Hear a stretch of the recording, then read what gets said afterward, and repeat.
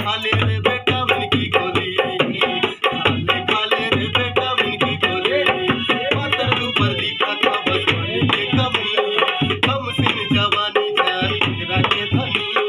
पातर ऊपर दिखा था बस पानी के कमी, कम सिन जवानी जान तेरा के धनी। ए गोरी खाले रे बेटा मन की गोली, खाले रे बेटा मन की गोली।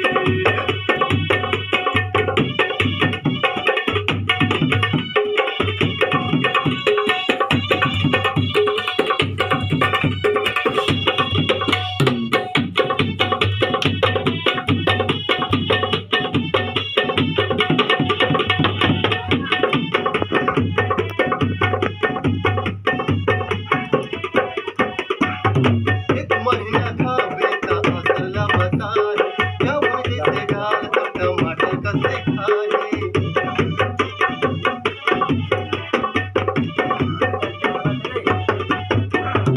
एक महीना था बेटा असला बताए, क्या मुझे से गाल तो टमाटर कसे खाए।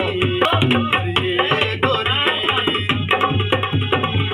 खाले रे बेटा मन की गोली, खाले रे बेटा मन की गोली, खाले रे बेटा मन की गोली, खाले रे बेटा मन की गोली, खाले रे बेटा मन की गोली, खाले रे बेटा मन की गोली। नमस्कार भाइयों, प्रणाम। कैसा लगा जरूर बताइएगा। नमस्कार।